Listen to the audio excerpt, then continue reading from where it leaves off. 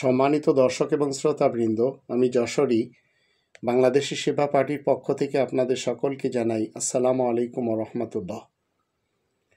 কোরআনের মুহাম্মাদুর রাসূলুল্লাহ ওয়া খাতামান নাবিয়িন দ্বারা কোনোভাবেও সত্যায়িত না সান্ডা খাওয়া হালাল। তবে আরব ইতিহাসের মুহাম্মদ ইবনে আবদুল্লাহর পক্ষ থেকে সেটি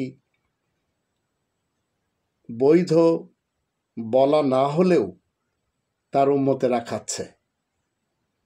আমি আপনাদের সামনে কোরআনের 5 নম্বর সূরা আল মায়েদার 1 নম্বর আয়াতের মাধ্যম দিয়ে জানিয়ে দেব মুহাম্মাদুর রাসূলুল্লাহ ওয়া খাতামান নাবিয়িন আমাদেরকে কি শিক্ষা দিচ্ছেন। এই আয়াতের এক অংশে বলা হচ্ছে, ইয়া আইয়ুহাল্লাযীনা আমানু আউফু বিল উকুদ উহিল্লাত লাকুম বাহিমাতুল আনআম। তোমরা যারা ঈমান এনেছে শোনো, তোমরা নিজেদের ওয়াদা পূরণ করো, তোমাদের জন্য চার পেয়ে তৃণভোজী জাবর কাটা জানোয়ারগুলোকে হালাল করা হয়েছে। ওহিল্লাত লাকুম বাহিমাতুল আনআম, তাহলে বোঝা গেল এই সান্ডা যদি আমরা দেখি, সান্ডা কোনো ক্রমেও আমি খেতে পারবো না। কোরআনের দৃষ্টিতে 5 নম্বর সূরা আল মায়েদার প্রথম আয়াতের দৃষ্টিতে এটি হারাম। তো এটি হচ্ছে মরুভূমির এক বিস্ময়কর প্রাণী। আমরা যখন এটি দেখি, সম্প্রতি মধ্যপ্রাচ্যে বসবাসরত বাঙালিরাও অনেকে এই সান্ডা খাচ্ছে। আবার এক প্রবাসী বাংলাদেশি এই সান্ডা নামক এই প্রাণী ধরে খাওয়ার ভিডিও সামাজিক যোগাযোগ মাধ্যমে ভাইরাল হয়েছে। ভিডিওতে তাকে মরু অঞ্চলের এই প্রাণী নিয়ে ব্যতিক্রমধর্মী অভিজ্ঞতা শেয়ার করতেও দেখা যায়, যা নেটিজেনদের দৃষ্টি কেড়ে নিয়েছে। আর এই ভিডিওটি ছড়িয়ে পড়ার পর থেকেই ফেসবুক, টিকটক এবং ইউটিউব সহ বিভিন্ন অনলাইন প্ল্যাটফর্মে সান্ডা নিয়ে চলছে নানা আলোচনা এবং হাস্যরস। তৈরি হয়েছে অসংখ্য মজার মিম, কৌতুক এবং ব্যঙ্গচিত্র।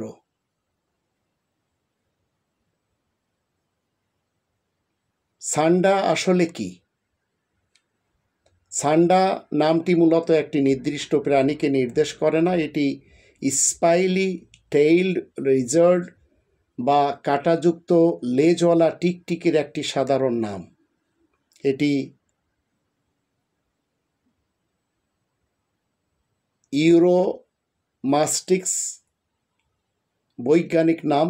এই প্রজাতিটি অ্যাগামিডি গোত্রের অন্তর্গত এবং এর অন্তত 1 ডজনের বেশি প্রজাতি রয়েছে।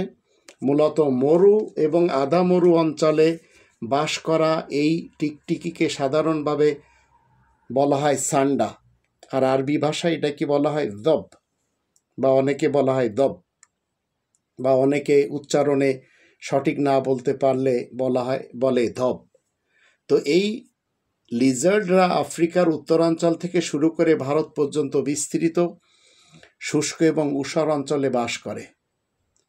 সৌদি আরবের বিশাল মরুভূমি হচ্ছে এদের অন্যতম আবাসস্থল।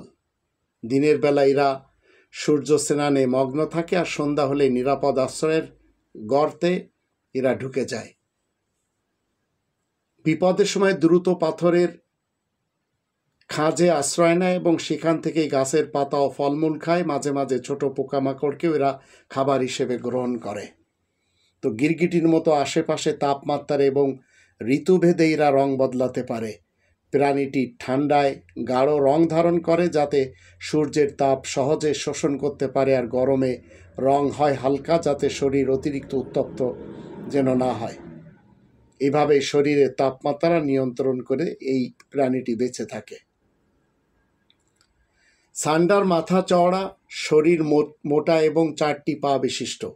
বড়দের গড় দৈর্ঘ্য প্রায় 25 থেকে 30 সেন্টিমিটার, 10 থেকে 12 ইঞ্চি। এদের সবচেয়ে উল্লেখযোগ্য বৈশিষ্ট্য হলো মোটা এবং কাঁটাযুক্ত লেজ, যা আত্মরক্ষার জন্য ব্যবহার করে।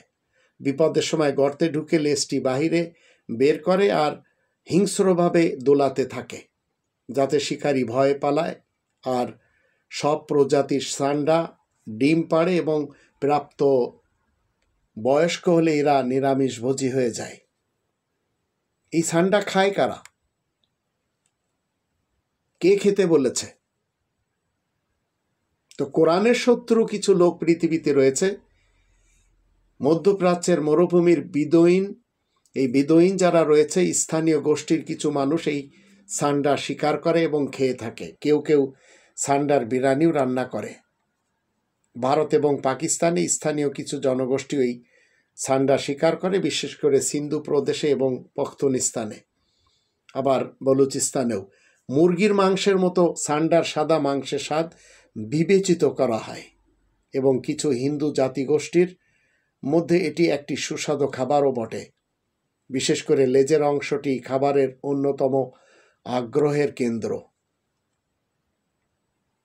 আল্লাহ তাআলার দেয়া এই পরিবেশে সান্ডা বিভিন্ন শিকারী পাখি যেমন লাগর, বাজ এবং টনি ইগলের খাদ্য। মরুভূমির শিয়াল এবং সাপরাও এদের গর্তে হানা দেয়। মুসলমান সমাজের যারা আরব ইতিহাসের মোহাম্মদ ইবনে আবদুল্লাহকে মেনে চলে, এই সান্ডার ব্যাপারে তার সাহাবীরা একবার তার সামনে সান্ডা পরিবেশন করে, তখন লোকটি খায়নি। সে সময় তার সাহাবীরা জিজ্ঞেস করলেন যে, আপনি কি এটি খেতে অপছন্দ করেন? এটি কি হারাম? এই প্রশ্নের উত্তরে তাদের মোহাম্মদ ইবনে আবদুল্লাহ বলেন, এটি আমার কওমের খাদ্য নয়, তাই আমি খাই না। সহি বুখারীর যখন 5537, আবার সহি মুসলিমের 1944 এই হাদিসে আমরা দেখি, তখন এটি পাই।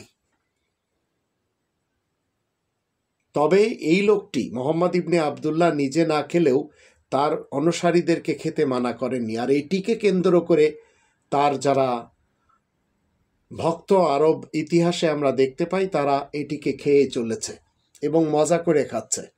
অথচ মুহাম্মাদুর রাসূলুল্লাহ ওয়া খাতামান নাবিয়িন দ্বারা সত্যায়িত হলো 5 নম্বর সূরা আল মাইদার প্রথম আয়াতের দৃষ্টিতে, ইয়া আইয়ুহাল্লাযীনা আমানু আউফু বিল উকুদ উহিল্লাত লাকুম বাহিমাতুল আনআম।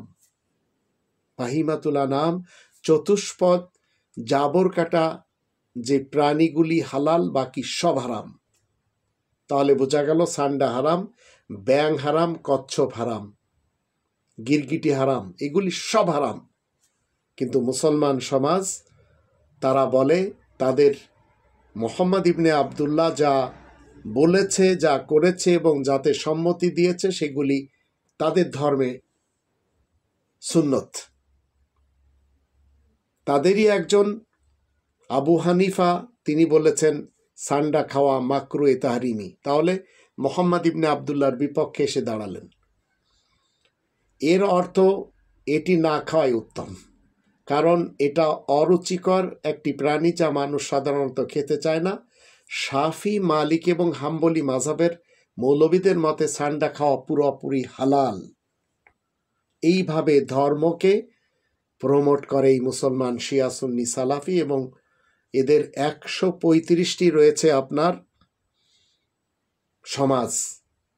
এরা সবাই কোরআনের মুহাম্মাদুর রাসূলুল্লাহর বিপক্ষে, যে মুহাম্মদ ইবনে আবদুল্লাহর ফলসফাকে প্রমোট করে। এখন এই সান্ডা নিয়ে আমরা দেখতে পাই এর তেল তৈরি করা হয়। এই তেলকে উপকারী হিসেবে বলা হয়। সান্ডা নিয়ে জনপ্রিয় একটি বিশ্বাস হলো এর তেল, যাকে বলা হয় সান্ডা তেল, অনেক আয়ুর্বেদিক এবং হেকিমি চিকিৎসায় এটি ব্যবহারের কথা বলা হয়, বিশেষ করে যৌন শক্তি বৃদ্ধির জন্য। ভারত, পাকিস্তান এবং বাংলাদেশে কিছু আঞ্চলিক বাজারে এই তেল বিক্রি হয় চড়া দামে। এছাড়া শরীরের পেশির ব্যথার জন্যও অনেকে বলে এটির তেল ব্যবহার করলে উপকার হয়। পাকিস্তানের রাওয়ালপিন্ডির রাজাবাজার, পিন্ডির রাজাবাজার হচ্ছে মশহুর একটা এলাকা। এই তেল সেখানে বিক্রি হয়, স্ট্রামিনা বুস্টার হিসেবে বাজারজাত করা হয়। আবার যখন এই তেলগুলি বিক্রি করে সেখানে কিছু সান্ডা রেখে দেয়, আমি নিজে চোখে দেখেছি। তবে বৈজ্ঞানিক দৃষ্টিতে এর কার্যকারিতা এখনো কোনো প্রমাণ পাওয়া যায়নি। আধুনিক চিকিৎসাবিদ বা প্রামাণ্য গবেষণায় এখনও সান্ডা তেলের উপকারিতা বা নিরাপত্তা নিশ্চিত করা যায়নি, বরং অজ্ঞাত উৎস থেকে তৈরি এসব তেল শরীরের জন্য ক্ষতিকর হতে পারে। এতে ত্বকের জ্বালা, অ্যালার্জি বা অন্যান্য পার্শ্ব প্রতিক্রিয়া আশঙ্কা রাখে। আর এই সান্ডা এইভাবে স্বীকার করার কারণে আজ সান্ডা বিলুপ্তির হুমকিতে রয়েছে। এটি যদি আমরা একটু দেখি, পাকিস্তান বা অন্য অন্য জায়গাতে যেভাবে স্বীকার করা হয়, আর আরবরা তো এটি ঘরে লালন পালনই করছে। এখন সৌদি আরবে আবার এই দব বা সান্ডা প্রজাতির প্রাণী শিকার নিয়ন্ত্রিত। এখন অনুমতি ছাড়া এমন প্রজাতির বাণিজ্য করলে 3 কোটি সৌদি রিয়াল পর্যন্ত জরিমানা এবং 10 বছরের কারাদণ্ডও দেওয়া হয়েছে। ভারতে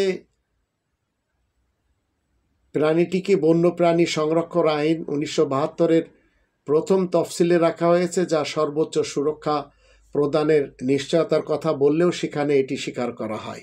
আর পাকিস্তানেও এই আইন থাকলে সেখানে কন্টিনিউ স্বীকার করা হচ্ছে। আর সান্ডা তেলের বাজারের কারণে বাস্তবে হুমকিতেই দেখা যাচ্ছে যে এই প্রাণীটি বিলুপ্ত হতে পারে। তো এখন আপনারা কোরআনের আয়াতকে যদি প্রাধান্য দিয়ে মুমিন আর মুসলিম হতে চান, তাহলে যে বা যারা আপনার আশেপাশে খাচ্ছে এদেরকে নিষেধ করেন। চতুষ্পদ প্রাণী যেমন ঘোড়া খাওয়া যায় না, জাবর কাটে না, গাধা খাওয়া যায় না।